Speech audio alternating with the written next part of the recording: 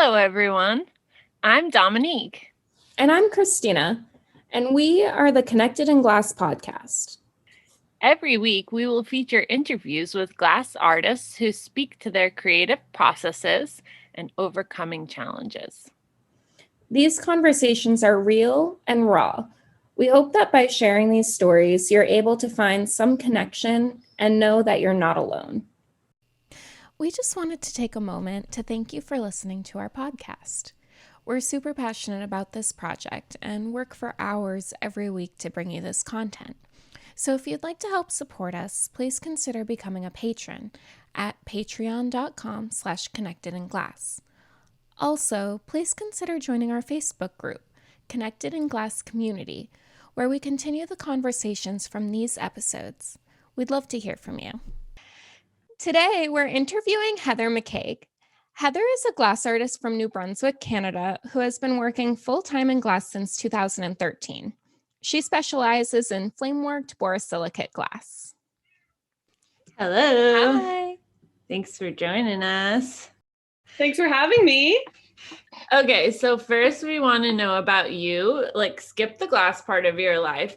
Tell us where you live, what you enjoy besides glass, and then work us into the story about how you began working with glass.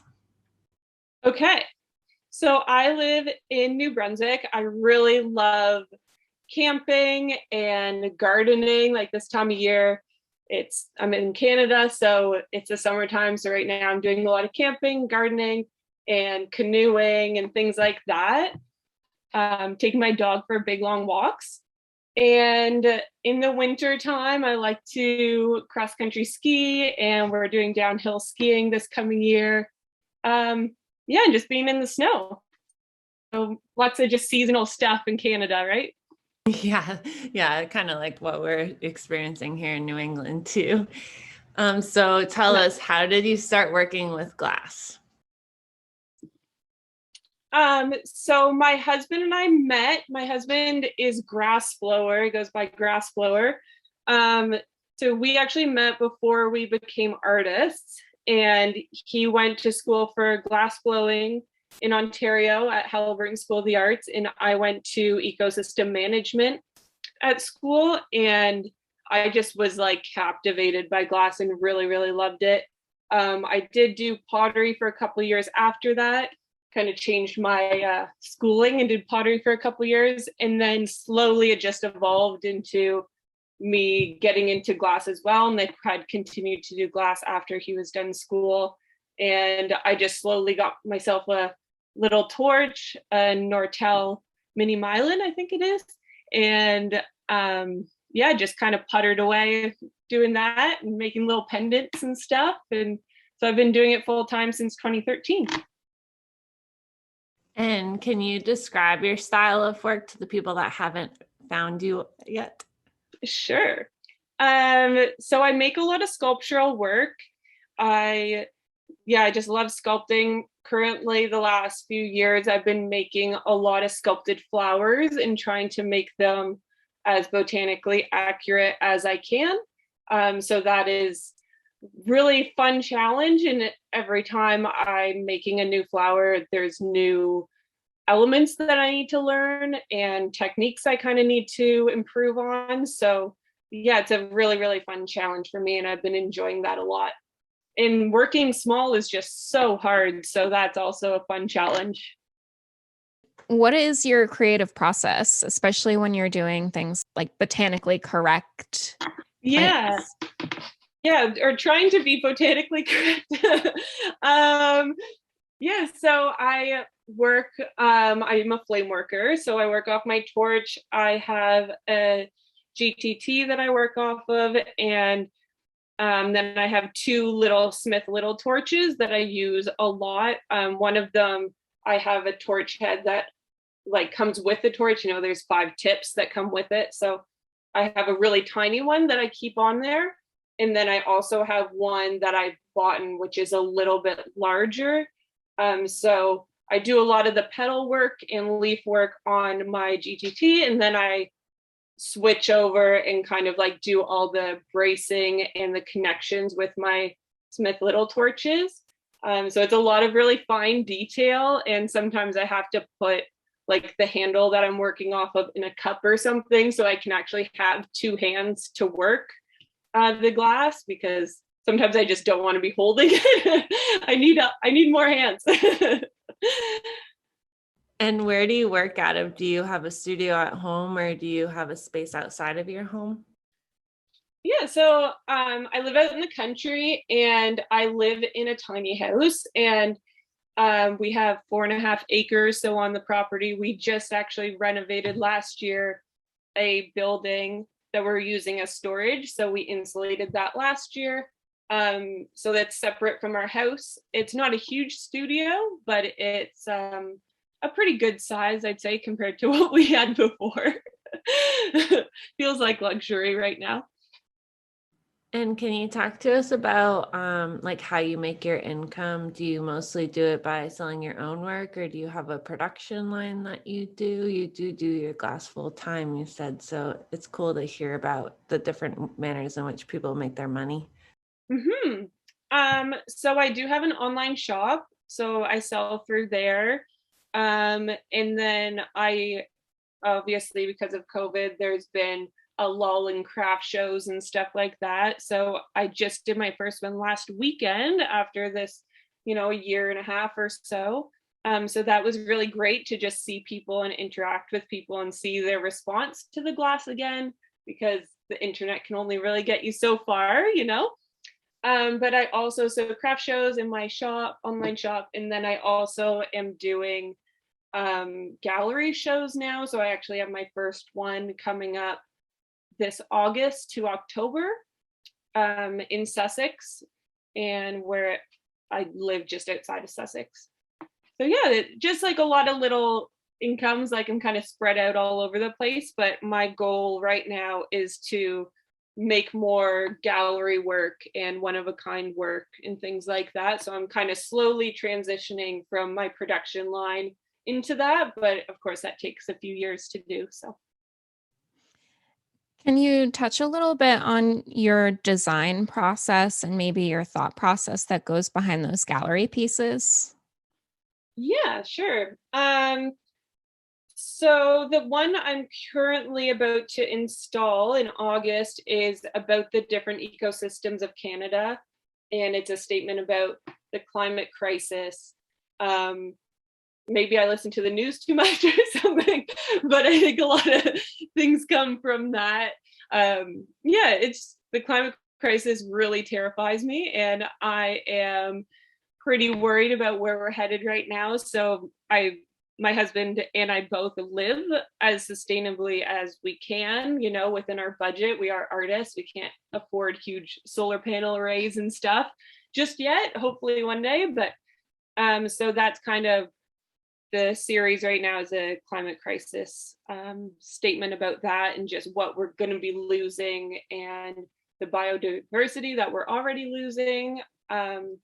So yeah, just the things. It's kind of the series that I'm hoping to get into gallery shows in the future as well, is just kind of like showing a different side of me a little bit, and a little bit of a deeper side of me. That's kind of my hope for the future. And do you like draw it out, or are you one of those people can visualize what you want to make the glass do and just kind of create it out of your head, or do you use clay or another material? Yeah, so I just mostly think of it and do it, but with the bigger series that I've been working on, I do sketch a little bit and write down all my proportions. So this series that I'm putting up in August, I did write down all the proportions, so each piece will be roughly the same size. But yeah, I don't sketch as much as I probably should, but I kind of go for it most of the time, and usually it works out for the best for me. So It kind of feels like the work that you do is really personal. Do you feel that you ever get any pushback from people on that, or do you mostly just surround yourself with people that can agree with your viewpoints? um I probably do surround myself with a lot of people that have the same viewpoints. Um but I haven't actually gotten that much pushback from it. I'm sure that will come one day, and that's fine. But yeah, I'm just a very science-based mind, and I think I surround myself with a lot of people like that as well. Have you had any experience with learning from other people or teaching at all? My husband pretty much taught me how to blow glass. I didn't take any formal training. I am like self-taught in pretty much everything I do. He did try his best to guide me with what he knew at the time, and because he had only been doing it for maybe 4 or 5 years before I started. So I did, and I was surrounded by it for that whole time. So I did know how it worked. I just kind of had to make my hands, be centered and use tools properly and things like that. But no, I haven't done any formal training. I do sometimes watch YouTube videos, but that doesn't happen too often. But the internet can be good for things like that when you're trying to figure stuff out. What's it like having a partner in the same industry, or do you find that your work is so different that you kind of separate? I just want to know what it's like to have somebody that's doing the same thing and you're in the same workspace and in the same tiny home. Does it kind of all work out, or do you find that sometimes you may butt heads a little? Yeah, I think we definitely have butt heads a little bit, as most couples do.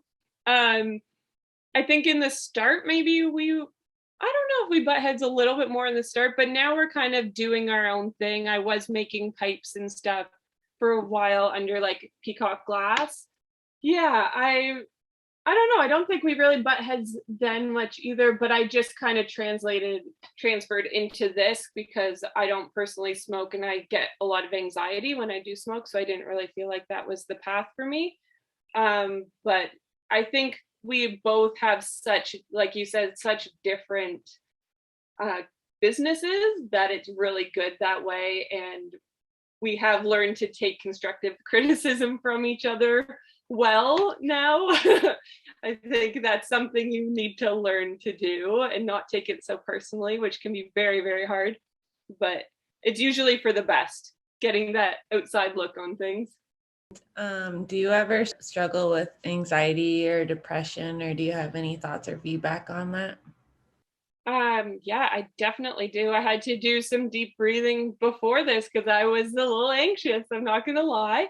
I definitely struggle with a lot of anxiety, and being in Canada during the colder months and it gets dark up here, you get seasonal depression sometimes. Yeah, especially this last year, like I'm sure everyone feels the same way, but wow, that's like been quite a struggle. My Nana, who pretty much she did help raise me. I'm actually from Ontario, and I moved to New Brunswick in my early 20s. So my family is all in Ontario, and my Nana passed away last summer, like during lockdowns and stuff, and I couldn't go, and that super sucked. And there was quite a dark time for me then, and just it was a very much like you want to help your family, but you can't, because if I get on a plane, I could give them COVID. And like, there was all these other aspects to it. So that was a really hard time for me, and just like thinking about mortality a lot more and stuff like that. So I think, of course, like everyone else, it's been a really tough year, but the coping things, I think I started doing more yoga at home, which is, I usually do yoga, go to town and do yoga, but I was doing it. I don't know if you've heard of Yoga with Adriene on YouTube. Yeah, so like super good classes, and I would recommend that to honestly anyone, because I can have trouble sitting down and meditating, which is something that is really good for anxiety and depression. So your thoughts stop swirling around. But the yoga is really good for just like moving your body as well as deep breathing. So honestly, that helped me a lot last year. I was doing it every night and just before bed and stuff to kind of calm my brain down a bit. Does your anxiety ever impact your work, either like the actual work itself or maybe how you're working? Are there ways you work through that with your work? Yeah, so there's this, I think I sent you a picture of the big skull that I made last year. It's a really large skull, and there's a glass, it's all networked together, and there's some forget-me-nots on it. And then to be with that is also a networked mask, medical mask. And that piece was dedicated to my Nana. And that was kind of working through those emotions that I was just talking about. Very emotional piece, but like really happy I did that and also pushed myself. And I have been thinking on it honestly about making a series about anxiety, because I think this next generation is like, we're talking more about it, and it's really good to talk about it and be open about it, because I think a lot more people have it than we even know, right?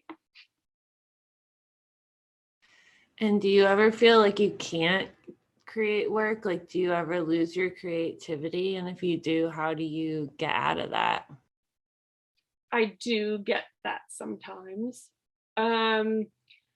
Yeah, I think it's just part of life. Like, it's hard to be creative all the time. Like, you can't expect yourself to always have that creative flow. And yeah, I don't really know how I get out of it. Sometimes in the wintertime, I'm just like, I don't want to get out of bed. It's definitely seasonal depression. I don't want to get out of bed. I don't want to do much. And I just kind of, I'm like, okay, you got to go outside and go do something active for a while and just kind of take a break. I try not to be super hard on myself. But yeah, like taking, even if it's just a day off and just being like, all right, today, if I go in the studio, I'm probably just going to waste money on my ramping up my kiln and wasting glass. So just take the day off and, go do something fun.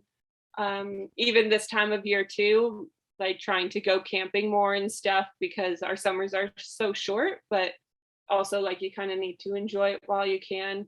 Can't be stuck in the studio all the time. Is it hard to have your studio at home? Like, how do you create your schedule?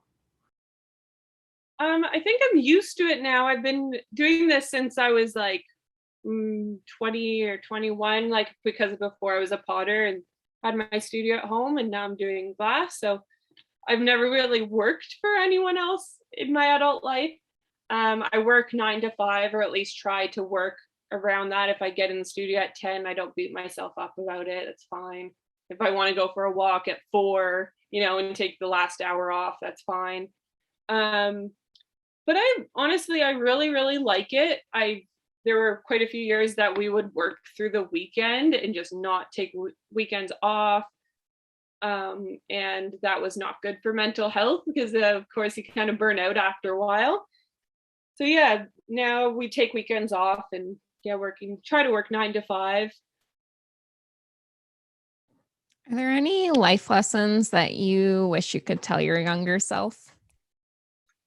Yeah, a lot.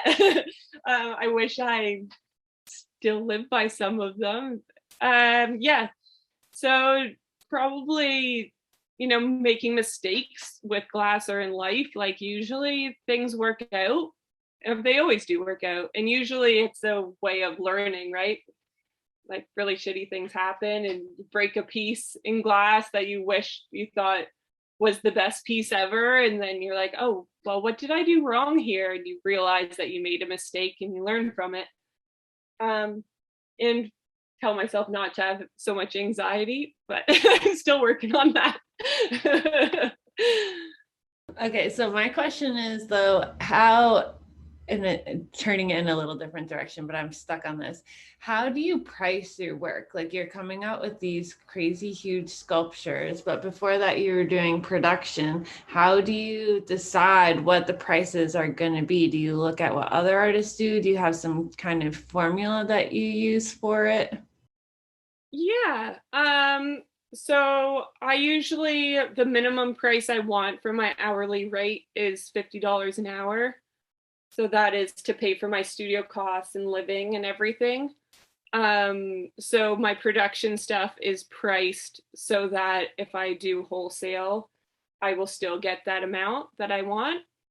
And then my more expensive pieces are priced with that in mind as well, I guess. So, if someone wanted to, or most galleries are consignment, and sometimes they are 50-50 consignment. So yeah, if it's $1,000 piece, say, and I need $500 for it.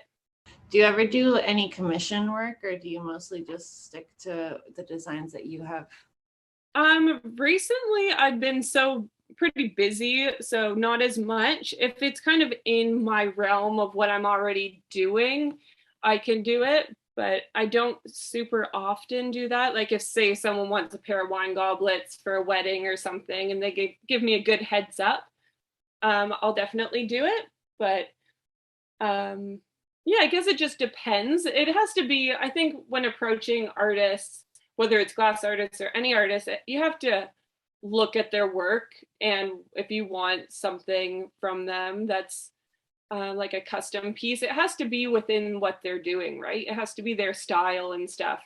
You can't, I've had a few people come out with pretty outrageous things that they want me to do, and I'm like, this is not my style. So I think research your artist. Yeah, it's nice to like kind of hold to yourself versus like kind of take out of your wheelhouse or whatever. Mm-hmm. Then it's hard to price that too if you have to start something from the beginning. Totally. Yeah, exactly. So I was wondering, have you had any experiences where like you've been treated differently just because you're a woman, or do you find that you were treated pretty much the same?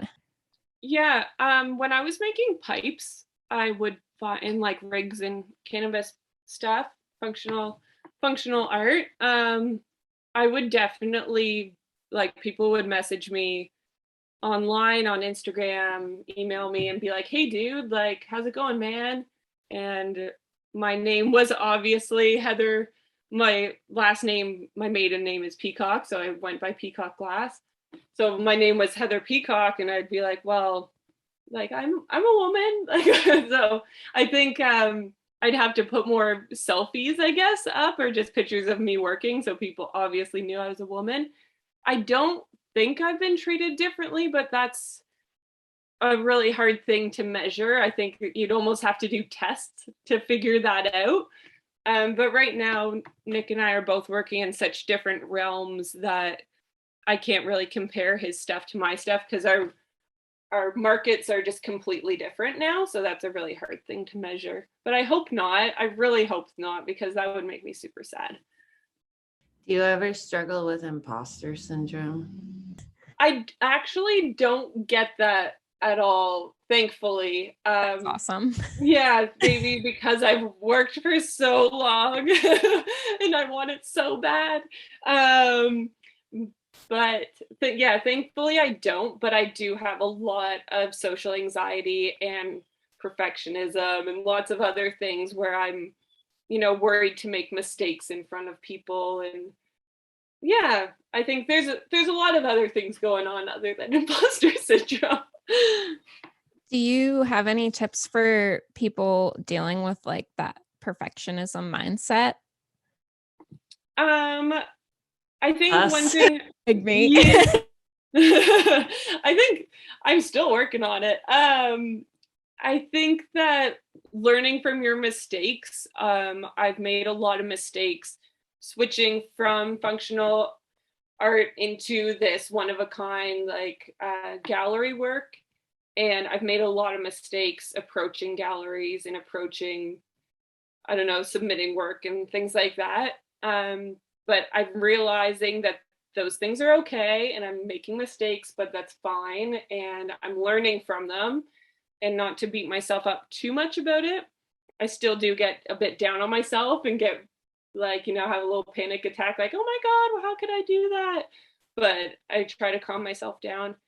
But even in glass, I think that making mistakes and having cracked pieces and, things kind of exploding on the last step, that always seems to be a trend. It's like your very last step, you're about to put it in the kiln and it explodes. I think that you just need to, what I've learned is like, okay, step back for a second. What did I do wrong? Did I not heat it enough? Did I not flash it? what was my problem here, and taking it more as a lesson than taking it as a personal, oh my God, I'm a total fuck up kind of thing. So yeah, I think just learning from your mistakes is a really good thing for perfectionists. It's just so nice to hear that what's happening inside of your head is like also happening for me. It's just like really reaffirming to have that same battle go on with other people. Yeah, it can be tough. It's a really hard struggle, and to calm yourself down is super hard. And, going for a walk or something, even if it's just down the block and back, can be very helpful, or go to the washroom and just, be in a huff for a second, then come back. But yeah, I think honestly, deep breathing has helped me a lot. And like snuggling my dog has also helped me a lot. Is there anything else that you wanted to say that we didn't cover? Thank you for having me on your wonderful podcast. This has been really great. My first ever podcast I was on, so thank you for that. If anyone wants to follow me on Instagram, I do have Facebook as well, but I don't really look at it very often. So heathermccaig.glass, that would be awesome. And yeah, keep breathing, I guess. Keep having those deep breaths. It helps a lot with anxiety. Thank you so much for listening to this week's episode of Connected in Glass.